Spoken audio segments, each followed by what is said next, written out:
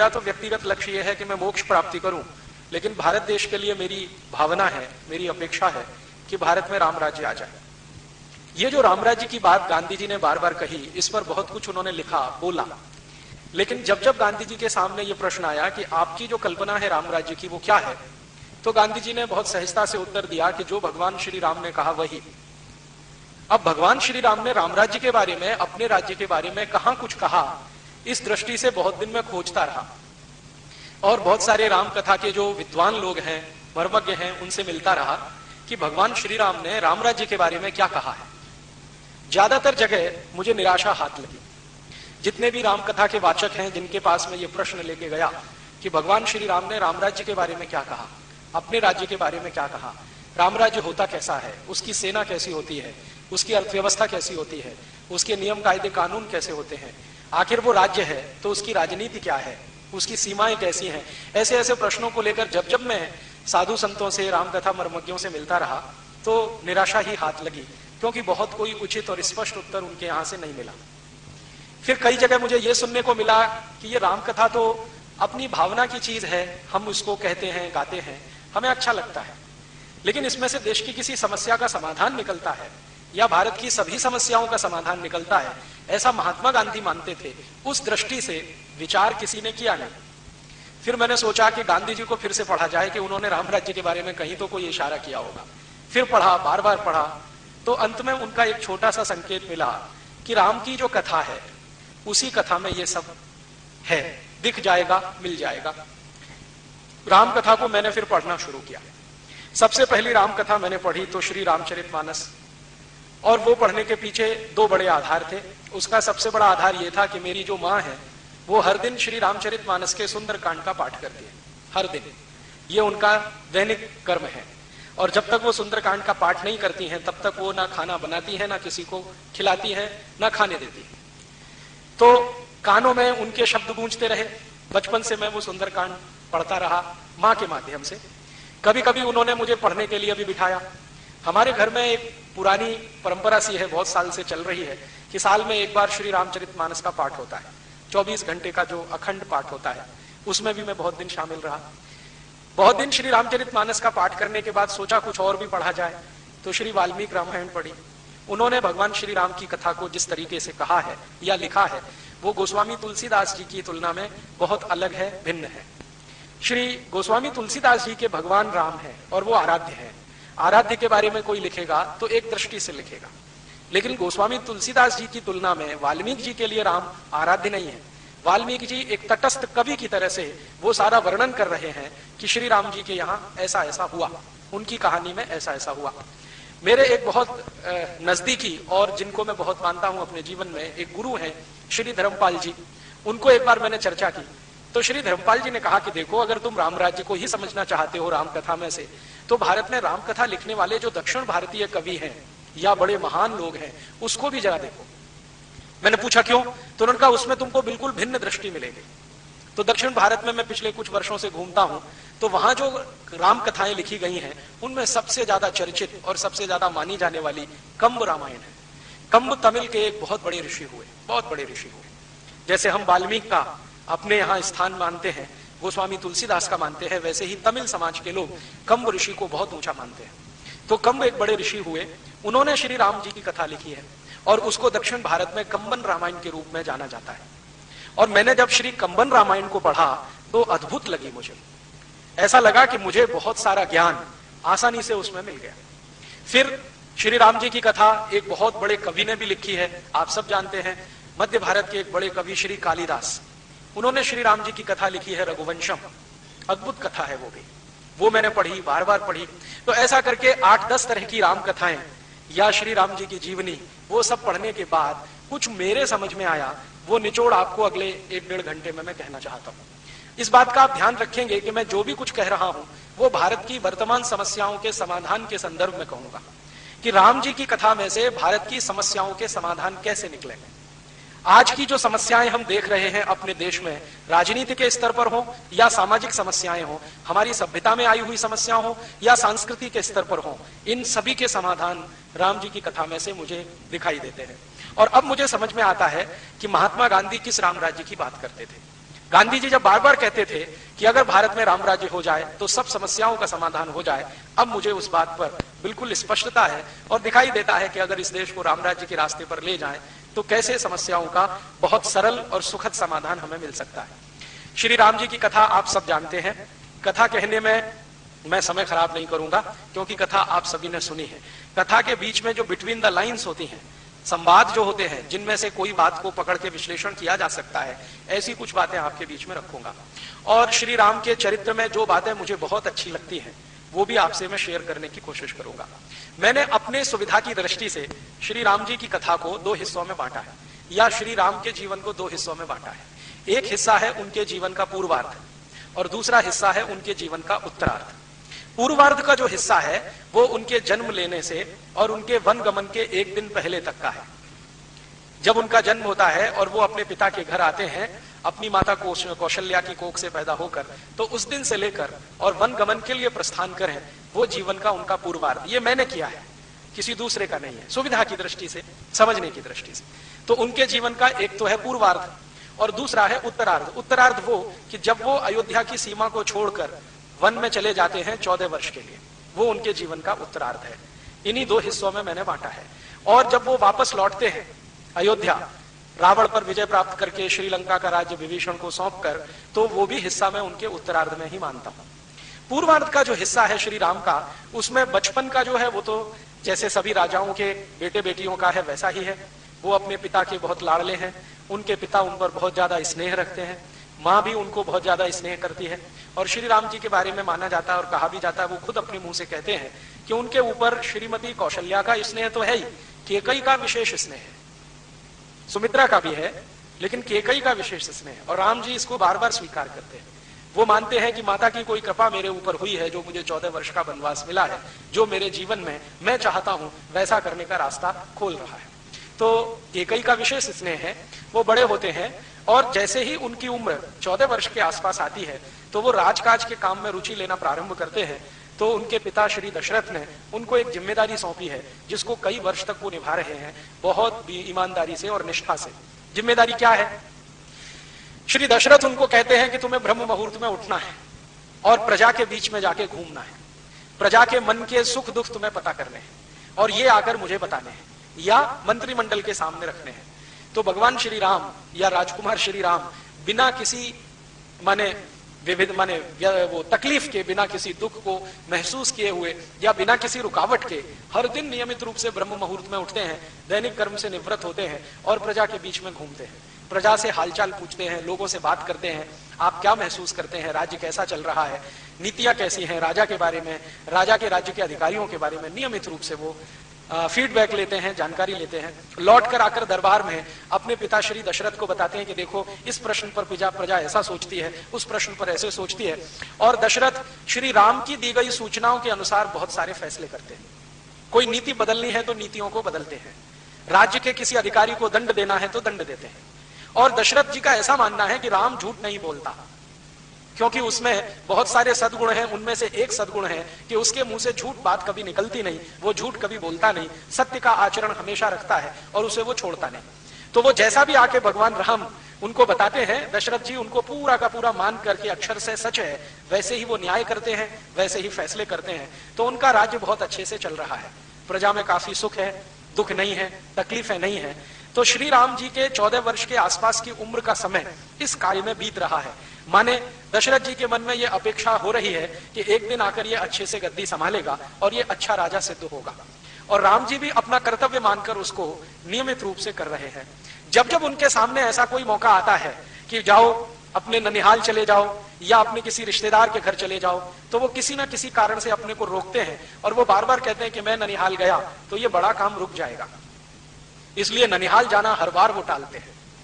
जबकि उनके जो भाई हैं भरत, उनको जब मौका मिले ननिहाल जाने का वो सहर्ष तैयार रहते हैं और उनकी माँ भी उनको बहुत प्रेरित करती है कि तुम ज्यादा समय वहीं रहो तो अच्छा है। तो ऐसा कुछ अंतर सा दिखाई देता है। बाद में उनके इसी उम्र के आसपास के समय में उस राज्य के एक बड़े गुरु विश्वामित्र जी आके श्री राम को उनके पिता से मांग लेते हैं और वो कहते हैं कि देखो मैं वन में यज्ञ करना चाहता हूं और यज्ञ करने के लिए रास्ते में बहुत सारी रुकावटें हैं। उन रुकावटों में सबसे बड़ी रुकावट है राक्षस हैं, वो यज्ञ संपन्न नहीं होने देते, किसी न किसी बहाने कोई ना कोई विघ्न डालते रहते हैं। मैं शस्त्र नहीं उठाने की कसम खा चुका हूं, वरना मैं स्वयं इन राक्षसों का संहार करने में समर्थ हूं। तो मुझे आप अपना बेटा दीजिए जो इन राक्षसों का संहार करे और मेरा यज्ञ निर्विघ्न संपन्न करे। बाद में विश्वामित्र जी दशरथ के दरबार में आकर पूरी कहानी सुनाते हैं कि इन राक्षसों ने कैसा उत्पीड़न कर रखा है, कैसा अत्याचार मचा रखा है, कैसे ये सब चीजों को तहस नहस करने में लगे हुए हैं, आदि आदि। आप जानते हैं कि राजा दशरथ के जो गुरु हैं वो वशिष्ठ हैं, लेकिन विश्वामित्र भी उनसे कुछ नीचे नहीं है। वशिष्ठ की राज दरबार में बहुत इज्जत है, सम्मान है, लेकिन विश्वामित्र का समाज में बहुत सम्मान है। उस समय का जो समाज है, उस समाज में विश्वामित्र की ऊंचाई बहुत है और राज्य के अंदर वशिष्ठ की ऊंचाई है।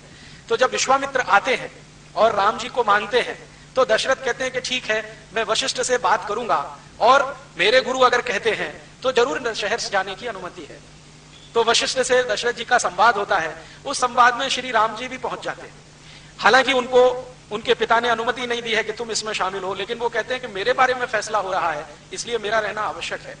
तो वशिष्ठ जी कुछ ऐसे इशारे में संकेत करते हैं कि राम का वहां जाना ठीक नहीं है, उसकी जरूरत भी नहीं है। हम चाहें तो विश्वामित्र के साथ अपनी सेना को भेज देते हैं, ये सेना जाएगी, राक्षसों का संहार करके वापस आ जाएगी, इसमें कोई तकलीफ नहीं है। तो राम पूछ रहे हैं आप ऐसा क्यों सोचते हैं? तो वशिष्ठ कहते हैं कि देखो, तुम्हारे पिताजी वृद्ध हो चुके हैं, इनको अभी वानप्रस्थी होना है, राजकाज से मुक्त होना है, अब तुम्हें इस राज्य को संभालना है, तुम्हें ये पद मिलना है, इस पर बैठकर इसकी गरिमा है, इसकी इज्जत है, प्रतिष्ठा है, वो बढ़ानी है, इसलिए हम तुमको वन नहीं भेज सकते। पता नहीं वहां कितना समय लगे, 2 वर्ष लग जाए, 5 वर्ष लग जाए, हो सकता है ज्यादा समय लग जाए, क्योंकि ये राक्षसों का साम्राज्य, खासकर जो मायावी राक्षस हैं उनका साम्राज्य बहुत फैल गया है। अयोध्या की सीमा को छोड़कर जितनी सीमाएं वर्णन की गई हैं वो सब राक्षसों के कब्जे में है। तो श्री राम कहते हैं कि मुझे जीवन में एक ही तो मौका मिल रहा है अपने को साबित करने का, और आप वो भी मुझसे छीन लेना चाहते हैं। और वो कहते हैं कि मुझे तो लगता है कि विश्वामित्र मेरे बड़े हितैषी हैं आपकी तुलना में। तो वशिष्ठ उनसे पूछ रहे हैं कि तुमको ऐसा क्यों लगता है? तो वो कहते हैं कि देखो, जब तक मैं राजमहल में रहता हूं तो मुझे प्रजा के सुख दुख का सिर्फ अनुभव हो जाए, इसकी मैं कोशिश करता हूं प्रयासपूर्वक। लेकिन अगर मैं राजमहल छोड़ के चला जाऊं और जंगल में रहने लगूं ऐसे ही जैसे सामान्य प्रजा रहती है, तो मुझे प्रयास पूर्वक अनुभव नहीं करना पड़ेगा, आसानी से मुझे अनुभव होने लगेगा। तो जब तक मैं ये राजमहल के सुख नहीं छोड़ूंगा तब तक मुझे दुख का अनुभव होगा नहीं, और जब तक दुख का अनुभव नहीं होगा तब तक न्याय और अन्याय का अंतर मुझे नहीं पता होगा, श्रेय और प्रेय का अंतर नहीं मालूम है, क्या अभीष्ट है क्या नहीं है ये मैं समझ नहीं पाऊंगा, इसलिए मुझे तो जाना ही है। अब इस तरह के वाक्य जब वो बोलते हैं तो वशिष्ठ जी कहते हैं कि फिर ठीक है, जैसी तुम्हारी इच्छा। तो श्री राम जी कहते हैं मेरी इच्छा नहीं, ईश्वर की इच्छा, ईश्वर की इच्छा। तो वो कहते हैं वो कैसे? तो उन्होंने कहा ये ईश्वर की इच्छा है कि मैं जाऊं, वरना विश्वामित्र ऐसे ही नहीं आए हैं। विश्वामित्र खुद इतने तपस्वी हैं और बलशाली हैं जिन्होंने अद्भुत अद्भुत किस्म के अस्त्र और शस्त्रों का निर्माण किया है। वो चाहे तो राक्षसों का पूरा साम्राज्य मिटा सकते। वो कह रहे हैं कि मैंने एक संकल्प किया है कि राक्षसों के युद्ध नहीं लड़ूंगा, लेकिन वो संकल्प तोड़ भी सकते हैं और संकल्प तोड़ने का प्रायश्चित करने की भी हैसियत उनकी है, लेकिन कुछ विशेष सोच विचार कर वो मुझे लेने आए हैं। तो मैं मानता हूं कि ये ईश्वर की कोई इच्छा है।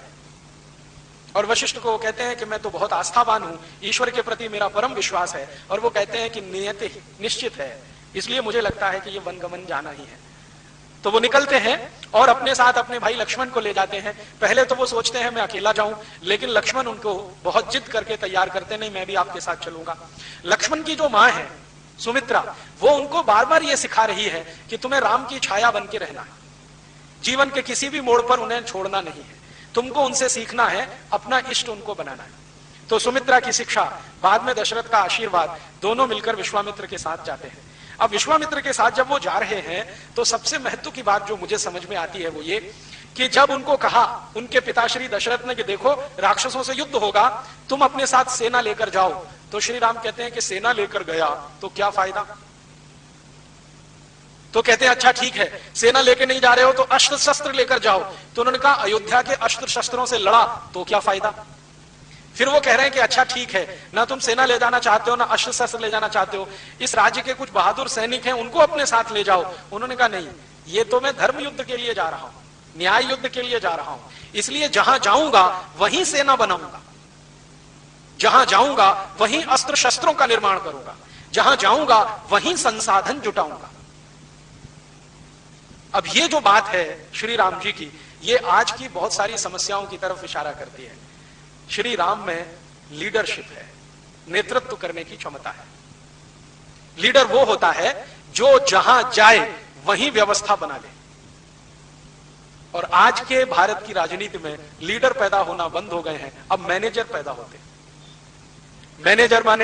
मैनेजर माने वो जिसको सब कुछ दिया जाए तब कुछ करे।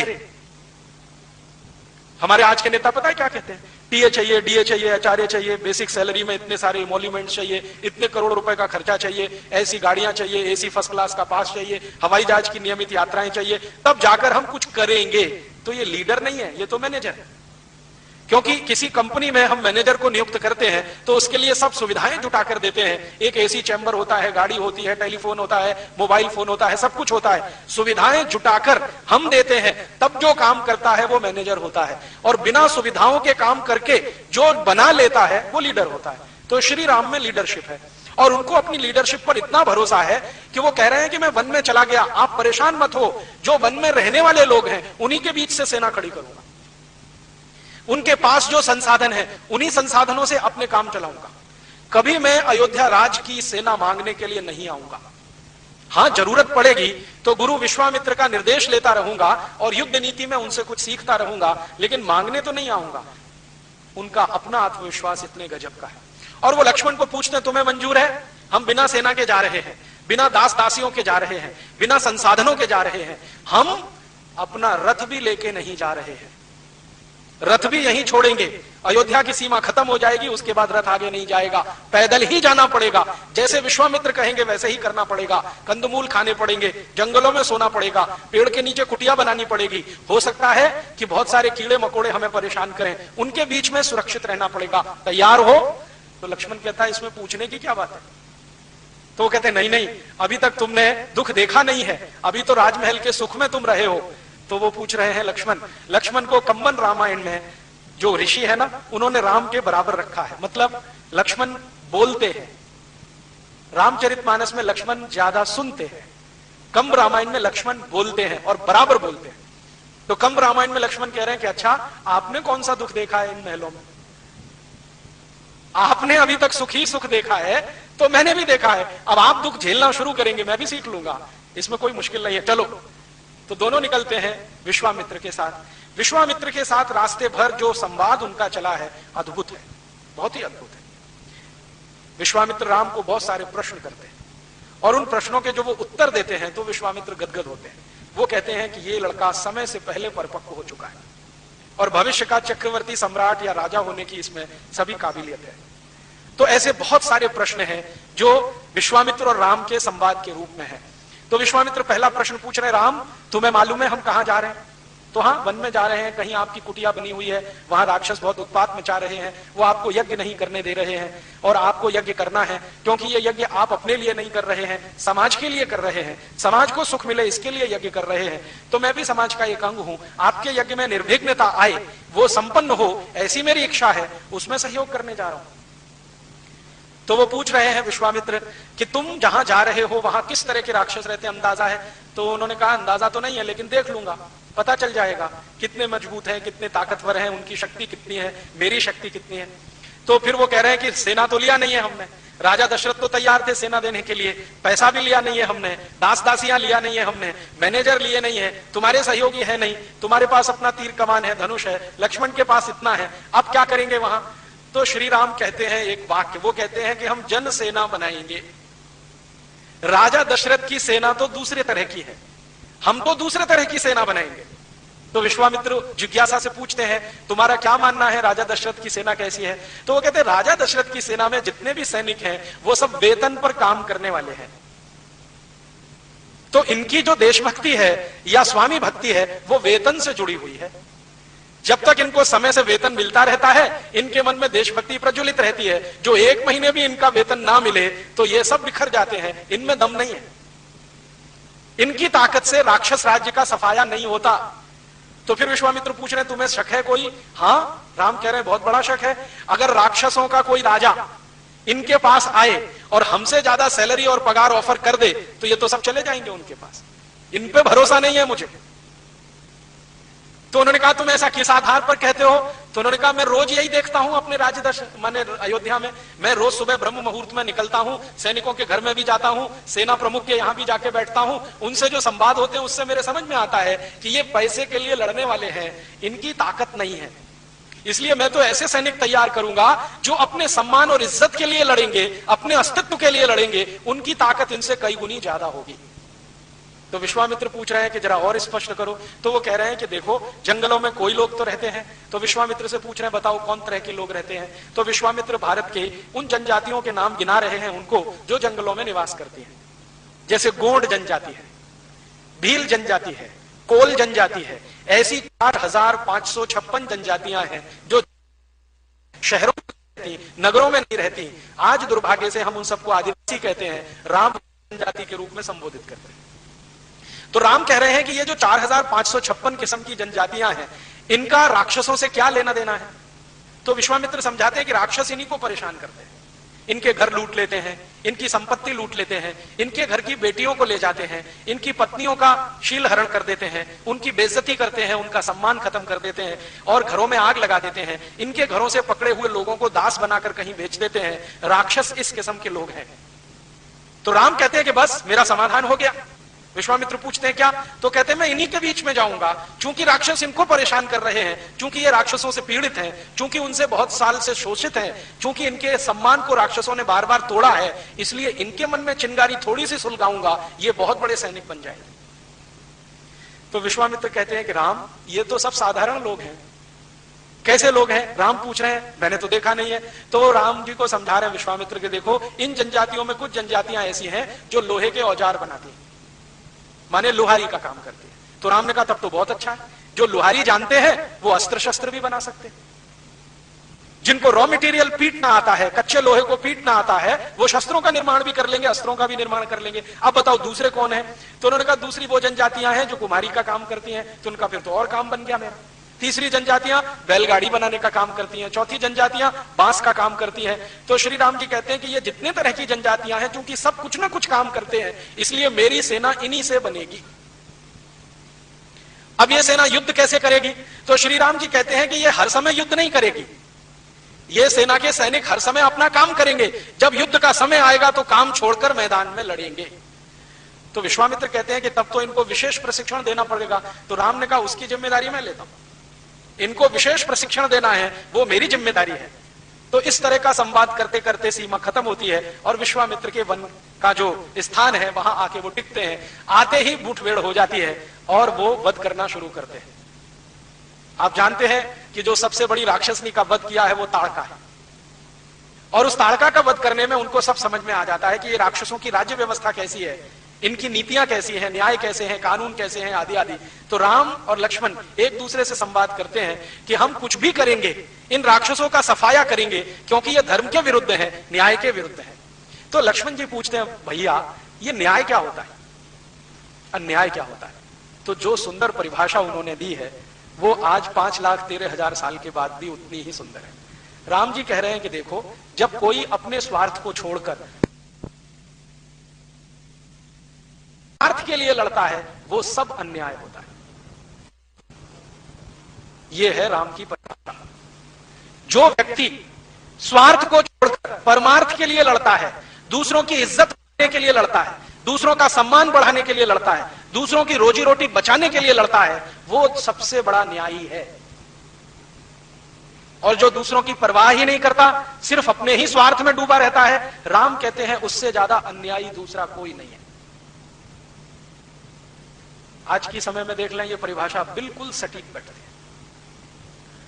आज कलयुग आ गया है, राम जी का युग तो चला गया है, 5,13,000 साल से कुछ ज्यादा समय बीत गया है। आज भी यही दिखाई दे रहा है इस समाज में कि जो अपना स्वार्थ छोड़कर समाज के लिए, सामाजिक लोगों के लिए काम करे, वही महात्मा गांधी होता है, वही लोकमान्य तिलक होता है, वही भगत सिंह, उधम सिंह होता है, और उन्हीं के सामने हम अपना सिर झुकाते हैं। और जो सब कुछ परमार्थ छोड़कर स्वार्थ में डूबा रहता है, वो भले ही हजारों करोड़ लोगों को या हजारों करोड़ की संपत्ति का मालिक हो, समाज उसको भूल जाता है, 10 दिन भी याद नहीं करता। हजारों करोड़ की संपत्ति के मालिकों का स्वर्गवास होता है। मैं पिछले 20 साल से, जब से मेरी समझ बनी है, देख रहा हूं 10 दिन के बाद 11वें दिन कोई याद नहीं करता। फिर उनको याद कराने के लिए अखबार में कुछ करोड़ रुपए के विज्ञापन देने पड़ते हैं कि हाँ, हमारे सेठ जी का आज स्वर्गवास हुआ था, हम उनको याद कर रहे हैं। माने करोड़ों रुपए का विज्ञापन खर्च कर रहे हैं। समाज उनको याद नहीं करता है। महात्मा गांधी को याद करने के लिए कोई विज्ञापन नहीं देना पड़ता है। भगत सिंह को याद करने के लिए कोई विज्ञापन नहीं लगता। उधम सिंह को याद करने के लिए विज्ञापन नहीं लगता। तो राम जी बनाकर गए, ये परिभाषा हमारी नहीं है कि जो दूसरों के लिए लड़ रहा है, उनके संघर्ष में है, तो वो तो न्याय के रास्ते पर है। जो अपने स्वार्थ के लिए है, वो तो अन्याय के रास्ते पर है। तब वो बात चल रही है कि ये जो रावण है वो किस रास्ते पर है। तो राम कह रहे हैं निश्चित रूप से अन्याय के रास्ते पर है। रावण अपने लिए लड़ रहा है, अपनी जाति के लिए लड़ रहा है, इसके आगे कुछ नहीं। तो वो तो अन्याय के रास्ते पर। ये राक्षस सब अन्याय के रास्ते पर हैं। हम न्याय के रास्ते पर इसलिए हैं कि हम अपने स्वार्थ को छोड़कर अयोध्या से यहां आए हैं, और यहां आने के बाद हम जीतेंगे इस युद्ध को, ये मेरा विश्वास है। लेकिन अपना राज्य कायम नहीं करेंगे। ये पूरा राज्य इन्हीं को सौंपकर हम चुपचाप यहां से निकल जाएंगे। तो लक्ष्मण कहते हैं, अरे मैं तो ये सोच के बैठा था कि ये पूरा किष्किंधा का राज्य हमारा होने वाला है। ये जो किष्किंधा है ना, वन का एक बड़ा क्षेत्र है, जिसका राजा काफी दिनों तक बाली रहा है। उसके बाली के बाद सुग्रीव रहा है, और बाली के पहले रावण वहां का राजा है, माने रावण की क्षेत्र का है। तो वो कह रहे हैं, लक्ष्मण मैं तो ये सोच के आया था कि हम इस राज्य को जीत लेंगे, राक्षसों से मुक्त कर लेंगे, ये तो हमारे अयोध्या का अंग बनेगा। तो कहते हैं, लक्ष्मण तुम भी अन्याय के रास्ते पर जाना चाहते हो? तो लक्ष्मण कह रहे हैं कि हमारे भारत में तो चक्रवर्ती सम्राट वही होता है जो दूसरों के राज्य को जीत लेता है। तो राम कहते हैं कि मैं चक्रवर्तित्व की परिभाषा बदलना चाहता हूं और एक नई परिभाषा गढ़ना चाहता हूं। अब आप जरा देखिए इस बात को। राम के पहले उनके वंश में जितने भी महान राजा हुए, रघु हुए, दिलीप हुए, अज हुए, इन सभी ने चक्रवर्तित्व की परिभाषा बनाई है क्या? कि किसी राज्य के लिए अगर वो लड़े, जीत लिया, तो राज्य उनके अधीन आया, राज ने उनकी मातहती की। और इस तरह से रघु चक्रवर्ती हुए, अज चक्रवर्ती हुए, दिलीप चक्रवर्ती हुए। ये सब दशरथ के पूर्वज हैं, दशरथ के पिता, पितामह ये सब हैं। राम कहते हैं कि मैं अपने कुल में चक्रवर्तित्व की परिभाषा बदलना चाहता हूं और आज से नई परिभाषा गढ़ना चाहता हूं कि हम राज्यों को जीतेंगे लेकिन अपने राज्य का अंग नहीं बनाएंगे। इसी राज्य में से किसी को निकालकर उसको राजा बनाकर हम वापस अपने घर चले जाएंगे। तो लक्ष्मण कह रहे हैं कि भैया इनमें तो हैसियत नहीं है राजा होने की। तो कह रहे हैं कि हम हैसियत पैदा करेंगे। ये तो ठीक है कि इनमें हैसियत नहीं है, लेकिन हम हैसियत पैदा करेंगे, इनको ट्रेनिंग देंगे, विचार की ट्रेनिंग, विचार का प्रशिक्षण, अस्त्र शस्त्र का प्रशिक्षण, राजनीति का प्रशिक्षण, ये सब हम देंगे तो ये राज्य भी चलाने के काबिल हो जाएंगे। तो लक्ष्मण पूछ रहे हैं कि फिर ये कौन सा तंत्र बनेगा? तो राम कह रहे हैं ये गणतंत्र बनेगा, यही प्रजातंत्र बनेगा। मुझे अब समझ में आता है कि प्रजातंत्र के मूल शायद श्री राम ही है। उनके पहले इस देश में प्रजातंत्र कहीं नहीं है। प्रजातंत्र में आज जो परिभाषा चलती है ना, लोगों का शासन, लोगों के लिए, लोगों के द्वारा, और राम जी ने तो यही सिद्ध कर दिया।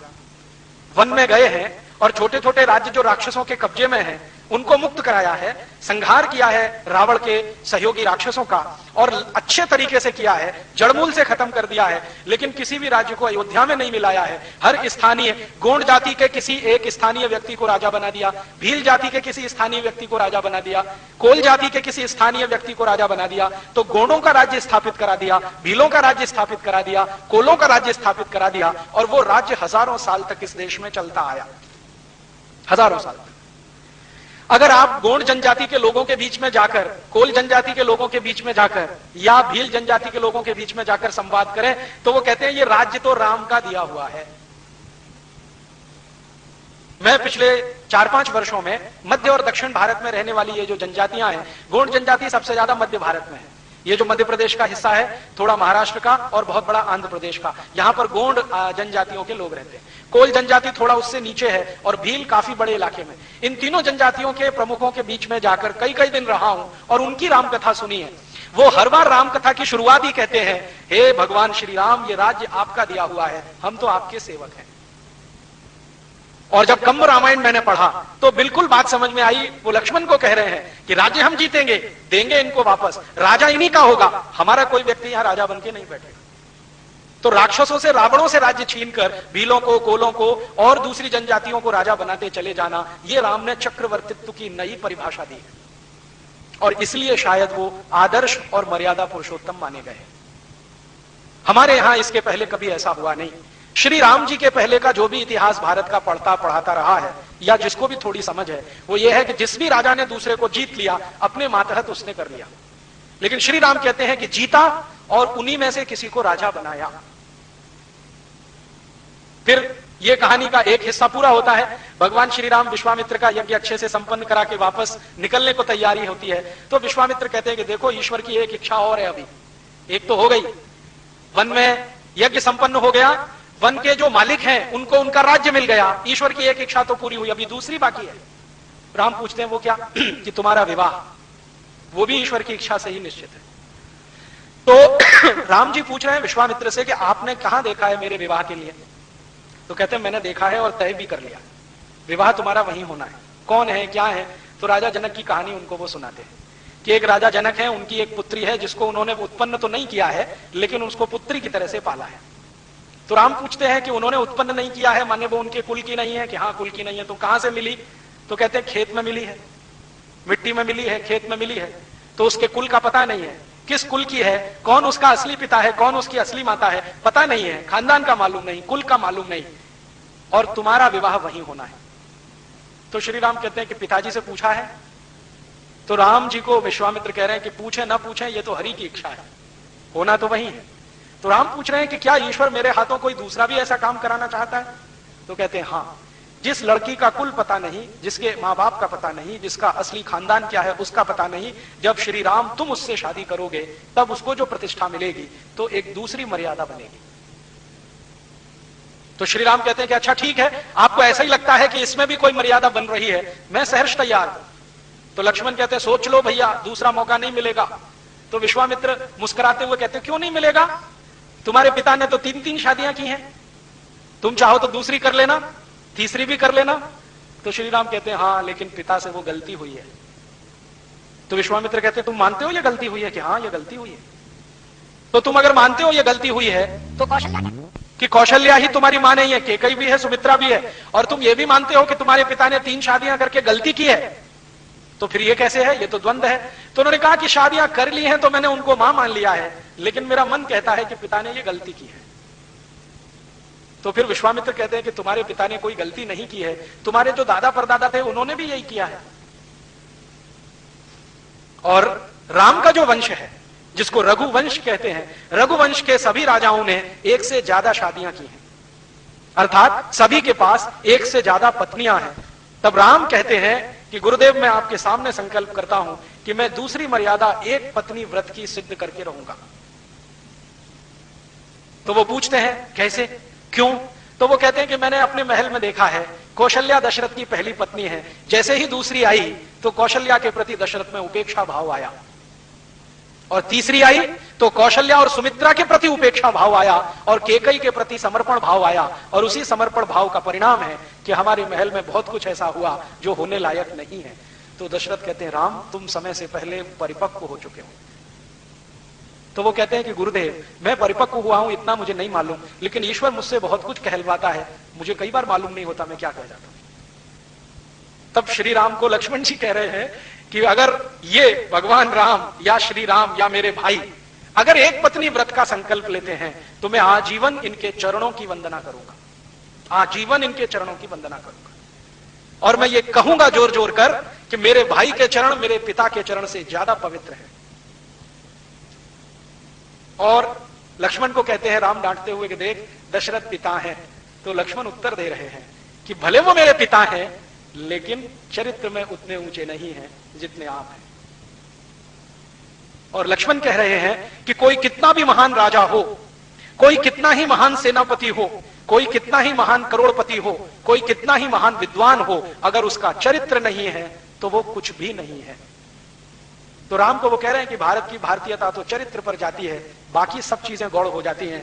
मैं देख रहा हूं कि अगर आप 1 पत्नी व्रत का संकल्प ले रहे हैं तो आप चरित्र की किसी ऊंचाई की स्थापना करने जा रहे हैं, इसलिए आज से मैं आपके चरण की वंदना करने का संकल्प लेता हूं। तो विश्वामित्र को कहते हैं कि पिताजी के पास संदेश भेज दीजिए, आप जहां कहते हैं मैं विवाह करने को तैयार हूं। विश्वामित्र कहते हैं एक बार देख तो लो सीता को। तो राम कहते हैं देखना क्या है, तय हो गया ना कि वो बिना किसी कुल की है, उसका कोई खानदान नहीं है, उसके पिता का पता नहीं, माता का पता नहीं, जनक ने उसको पाला है, लेकिन उसके असली माँ बाप का पता नहीं है। मेरी धर्मपत्नी बनेगी, भार्या बनेगी, तो सब कुछ उसका स्थिति स्पष्ट हो जाएगी। मैं मानता हूं कि समाज के लिए कोई आदर्श ही बनेगा। तो विश्वामित्र कहते हैं तुम्हारे पिता को अगर सूचना मिलेगी तो ये विवाह नहीं होने देंगे। क्यों? तो कहते हैं जनक से उनकी पुरानी दुश्मनी है, और आप जानते हैं दशरथ और जनक में दुश्मनी है, और एक दिन की नहीं है, कई पीढ़ियों की है। तो राम कहते हैं तब तो और अच्छा है, ये दुश्मनी का अध्याय ही खत्म हो जाएगा, दोस्ती शुरू हो जाएगी। तो कह रहे हैं तुम्हें ऐसा क्यों लगता है दुश्मनी खत्म कर लेनी चाहिए? तो कहते हैं रावण का संहार करना है तो राजा जनक भी चाहिए, दशरथ भी चाहिए, और बाकी सब चाहिए। और रावण का अकेले का संहार नहीं करना है, उसकी प्रशासनिक व्यवस्था, उसकी राजनीति का संहार करना है, क्योंकि वो स्वार्थ आधारित है। हमें परमार्थ आधारित राजनीति की स्थापना करनी है। तो श्री विश्वामित्र कहते हैं चलो भाई, अब जैसी तुम्हारी इच्छा, तुम्हारे पिता को बिना बताए चलते हैं। अब पहुंच जाते हैं राजा जनक के दरबार में। राजा जनक ने कहा है कि भाई मेरी पुत्री का विवाह मैं तय नहीं करूंगा, मेरी पुत्री तय करेगी। और क्यों करेगी? क्योंकि वो स्वयं वरा है, अपने वर को स्वयं चुनेगी। क्यों चुनेगी? तो राजा जनक कहते हैं कि उसमें बहुत सारे सद्गुण हैं, और उन्हीं सद्गुणों के आधार पर मैं कहता हूं कि वो स्वयं वरा है, मैं तय नहीं करूंगा। तो ठीक है, राजा जनक को कहते हैं विश्वामित्र के आप तय कर लो, आपकी पुत्री को पूछ लो। तो वो जो धनुष की कहानी है वो सीता जी की कहानी है असल में, कंब रामायण में। सीता जी ने कहा कि ठीक है, ये जो बड़ा धनुष रखा है जो तोड़ दे मैं तय कर लूंगी। तो बड़े बड़े राजा महाराजा आए हैं, कोई तोड़ पाया नहीं है, और राम जी ने जाके उसको तोड़ दिया है। तो सीता जी ने उनको अपना पति मान लिया है। अब वो सीता जी को लेकर घर वापस आते हैं तो दशरथ बहुत परेशान हो जाते हैं कि बिना मुझे बताए इस तरह से विवाह हुआ है। तो राम कहते हैं जो कुछ हुआ है ईश्वर की इच्छा से हुआ है, उसमें ना आपकी चलेगी ना मेरी चलेगी। अभी जो ईश्वर की इच्छा है वही करना है। और फिर थोड़े दिन उनका समय बीतता है, और उसके बाद अचानक से वो घटना घटित होती है कि कैकेयी दशरथ से कहती है कि अब मुझे वो वर मांगने का समय आया जो कभी आपने तय किया था, मेरा पुत्र गद्दी का अधिकारी बने, ये मेरी अभीष्ट इच्छा है। अब आप इसके लिए राम को वन भेजो और मेरे दशरथ वो भरत को गद्दी दिलाओ। तो दशरथ तो परेशान होते हैं, लेकिन राम को जब पता चलता है तो सहर्ष स्वीकार करते हैं, और वो फिर दशरथ से कहते हैं कि इसमें भी ईश्वर की कोई इच्छा है। माने हर बार राम जी ईश्वर के प्रति अपनी भक्ति ऐसे दिखाते हैं। आस्थावान व्यक्ति कैसा होता है? जो हर चीज में ईश्वर की इच्छा को देख लेता है। लक्ष्मण को बहुत गलत लगता है, लक्ष्मण विद्रोह करने के लिए तैयार है, अपने बाप के खिलाफ बगावत करने के लिए तैयार है। ऐसा कैसे हो सकता है? आपका अधिकार है, आप सबसे बड़े हैं, गद्दी पर आपको ही बैठना है, राज्य आपको चलाना है, नीतियां आपको आती हैं, न्याय अन्याय आप समझते हैं। भरत को तो कुछ समझ भी नहीं है, वो जिंदगी भर ननिहाल में रहा है, सुखों ही सुखों में पला है, उसने दुख कभी देखा नहीं है। आपने तो दुख का भी अनुभव किया है, मैंने थोड़ा किया है, आपने ज्यादा किया, इसलिए राजा बनने के अधिकारी तो आप ही हैं। तो राम कहते नहीं, अभी राजा बनकर अगर मैं यहां बैठ गया तो इससे भी बड़े कुछ काम होने वाले हैं, वो नहीं होने, इसलिए वन गमन तो जाना है। तो वन गमन जाने का तय होता है, और फिर उनके साथ उनकी भार्या धर्मपत्नी सीता और फिर लक्ष्मण भी जाते हैं, और वही कहानी फिर दोहराई जाती है। राजा दशरथ कह रहे हैं कि तुम वन जा रहे हो तो दास दासियों को लेके जाओ। राम कहते हैं नहीं, तुम वन जा रहे हो तो घोड़े हाथी लेके जाओ, नहीं, तुम वन जा रहे हो तो धन संपत्ति लेके जाओ, नहीं, तुम वन जा रहे हो तो अस्त्र शस्त्र लेके जाओ, नहीं, मैं जहां जाऊंगा वहीं सेना बनाऊंगा, वहीं के संसाधनों से रहूंगा। मुझे एक साधारण व्यक्ति का जीवन बिताना है, और मैं जब साधारण व्यक्तियों के बीच में साधारण बनकर रहूंगा तो उनमें ज्यादा प्रेरणा पैदा होगी, और शायद वो अपना लक्ष्य हासिल कर सकेंगे। एक राजा की हैसियत से जाऊंगा तो मेरे और उनके बीच में दूरी रहेगी, ये दूरी अगर पट नहीं पाई तो जो हासिल करना है वो मिलेगा नहीं। और 14 वर्ष का जो उनका वनवास है वो सब आप जानते हैं, जगह जगह जाना, कंदमूल खाना, वहीं कुटिया बना के रहना, वहीं के संसाधनों से जीवन चलाना, सुख में रहना, दुख में रहना, अलग अलग तरीके से जीवन बिताते हुए, राक्षसों का संहार करते हुए और जनजातियों का राज्य स्थापित कराते हुए वो अंत में पहुंचते हैं जब उनकी पत्नी का अपहरण होता है, रावण उठा के ले जाता है, फिर युद्ध का नाद होता है और युद्ध होता है। युद्ध में राम विजयी होते हैं, रावण हारता है तो उसके बाद विभीषण को राजा बनाते हैं। तो विभीषण खुद हैरान है कि ये मुझे राजा बना रहे हैं, वो अब तक सोच के बैठा था कि राम राजा बनेंगे। तो राम कह रहे हैं कि मेरी आज तक की परंपरा नहीं है, जिस राज्य को जीता वहां मैं राजा बना, ये हुआ नहीं, मैंने उसी राज्य के नागरिकों को राजा बनाया। तब विभीषण पूछ लेते हैं, मुझे एक जिज्ञासा है, क्या है कि आपने बाली का संहार किया था और सुग्रीव को राजा बनाया था, आपके यहां अन्याय तो नहीं है, अधर्म भी नहीं है, तो ये वाली का बद न्याय था। तो राम पूछ रहे हैं, इतने दिन बाद क्यों पूछ रहे हो तुम, अभी तो सब कहानी खत्म हो गई। तो वो कह रहे हैं कि अभी तक हिम्मत नहीं पड़ी पूछने की। क्यों नहीं पड़ी? तो वो कह रहे हैं कि सुग्रीव आपका सहयोगी है और उसके सामने मैं ये पूछूं तो मुश्किल हो जाएगी, हो सकता है आपके और सुग्रीव के बीच में मनभेद हो जाए, मतभेद हो जाए। हमारा लक्ष्य रावण को खत्म करना था, वो आपको पहले पूरा करना था, अब प्रश्न पूछ रहा हूं। तो राम कहते हैं कि देखो, बाली अधर्मी ही था, धर्मी नहीं था। कैसे अधर्मी था? तब वो सुग्रीव को कहते हैं कि कहानी सुनाओ बाली की। क्या क्या किया था उसने तुम्हारे साथ?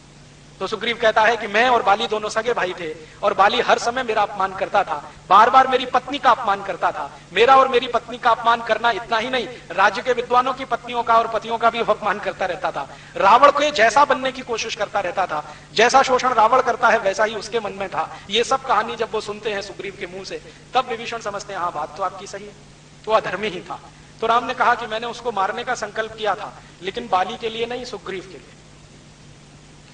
अगर सुग्रीव को राजा बनाना है तो बाली को हटाना बहुत आवश्यक था, और बाली को नहीं हटाता तो वो सुग्रीव को मार डालता, और सुग्रीव अगर मर जाता तो हनुमान के रहने का स्थान नहीं रहता किष्किंधा में। और हनुमान तो भगवान के भेजे हुए कोई दूत हैं, जिनके हाथों कोई बड़े काम इस देश में होने वाले हैं, इसलिए इनका बचना बहुत जरूरी था। आपको मालूम है किष्किंधा राज्य का जो मालिक था बाली, उसने ऐलान कर दिया था कि मैं इनमें से किसी को नहीं रहने दूंगा, ना सुग्रीव को, ना हनुमान को, ना नल और नील को। तो राम कहते हैं ये नल नील भी भगवान के भेजे हुए हैं, इनके हाथों कोई विशेष काम होना था। आप जानते हैं बाली के हाथों अगर ये मारे गए होते तो भारत में बहुत सारा इतिहास लिखने से भारत वंचित हो गया होता। हनुमान के बारे में अगर ये हम कभी कल्पना करें कि बाली ने उनको मरवा दिया होता, तो हनुमान का जो सबसे बड़ा हमारे देश के और लोगों के सामने चरित्र आता है वो ये कि वो भारत के नागरिकों को भारत की जड़ी बूटियों से परिचित कराने वाले आदि वैद्य। क्योंकि मालूम ही नहीं था भगवान श्री राम को कि लक्ष्मण को अचेत अवस्था आई है, मूर्छा हुई है, तो कौन सी जड़ी बूटी लगेगी।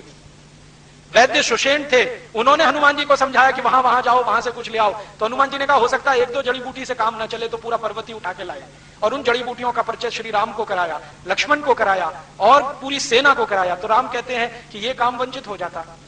नल नील का पूछा तो उन्होंने कहा ये नल नील तो अद्भुत है दोनों। क्या किया है नल नील ने? राम के साथ रह के नल नील ने सबसे बड़ा काम किया है कि राम की सेना को रावण के राज्य में पहुंचाने के लिए पुल बनाया है।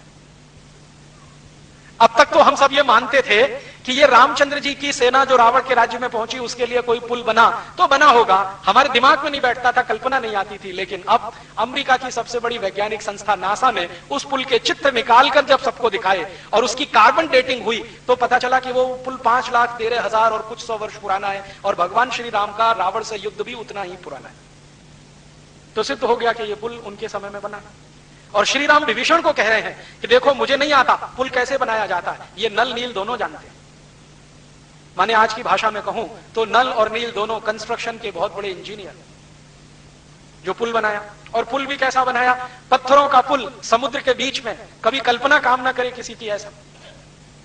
अब समुद्र में पत्थरों को डुबोना, तो नाव पे पत्थरों को रखना और नाव में किसी तीर को मार के उसको डुबो देना, ये काम वो कर रहे हैं भगवान श्री राम के साथ। तो पत्थरों को डुबोते डुबोते डुबोते डुबोते फिर एक ऊंचाई तक लाए हैं, फिर कंस्ट्रक्शन हुआ है। और उस पुल का कंस्ट्रक्शन पत्थर और पत्थर को जोड़ने वाले चूने के साथ इतना मजबूत बन गया है कि आज तक वो सुरक्षित है। 5,13,000 साल पुराना पुल सुरक्षित है, जो कभी भारत में नल नील ने भगवान श्री राम के लिए बनाया। और अब अमेरिका के वैज्ञानिक मानते हैं कि हाँ भारत का साइंस और टेक्नोलॉजी कोई बहुत ऊंची चीज रही होगी, नहीं तो कैसे संभव है पत्थरों से समुद्र के बीच में पुल बनाना। नदी पे पुल बनाना तो समझ में आता है क्योंकि नदी की गहराई निश्चित होती है, समुद्र की गहराई ही निश्चित नहीं है।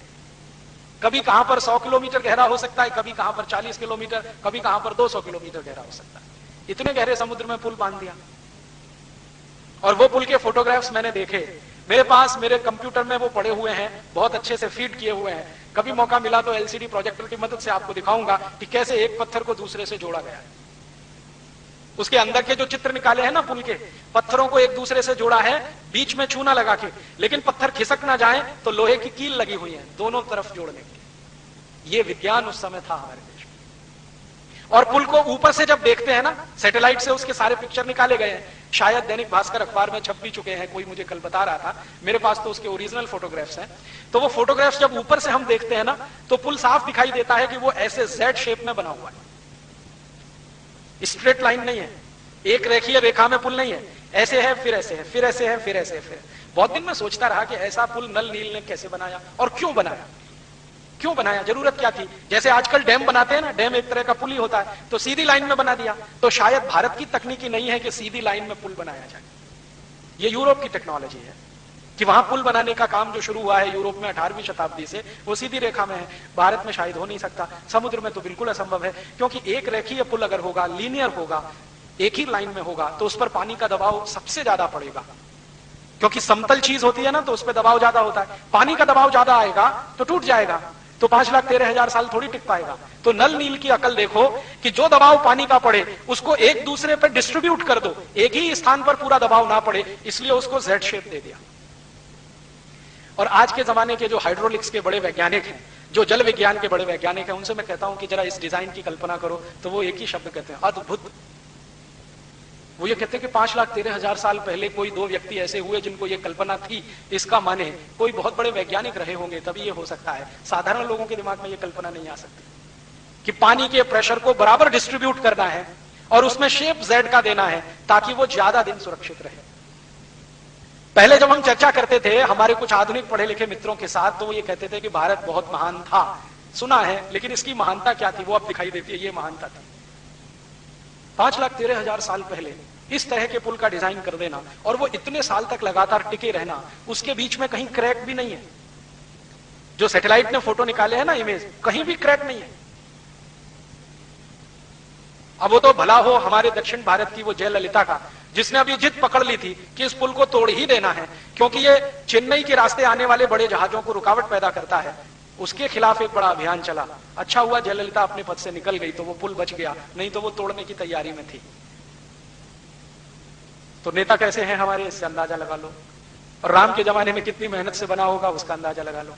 इस तरह की क्वालिटी उस समय के काम में। और फिर अब समझ में आता है कि अगर ये पुल सत्य था तो सब कुछ सत्य रहा होगा। अब तक हमारे देश में कुछ ऐसे इतिहासकार हुए हैं जो वामपंथी मानते हैं अपने को, लेफ्टिस्ट मानते हैं, वो मानते ही नहीं है कि भगवान राम की कहानी कोई सत्य है। वो ये कहते हैं ये हाइपोथेसिस है। हाइपोथेसिस माने कल्पना में गढ़ी गई है। हाँ, अभी भी वो यही मानते हैं कि काल्पनिक है। और अभी ये जो पुल का हो जाना और उसके समय का वही निकल के आना जो राम का समय है, अब ये सिद्ध कर देता है कि ये सत्य है, इसमें काल्पनिकता कुछ नहीं। और अगर इसी विषय पर आगे हम खोज करें तो बहुत कुछ ऐसा निकल आएगा, क्योंकि वैज्ञानिकों ने अब यह माना है कि यह पुल नीचे जो गया है इसके साथ पूरी सभ्यता नीचे गई होगी। सब कुछ नीचे चला जाता है कि नहीं? हो सकता है भगवान श्री राम के जाने के बाद और आज तक 20 85 सुनामी आए हो और ये नीचे जाता गया और आज 40-50 किलोमीटर नीचे स्थिर हो गया।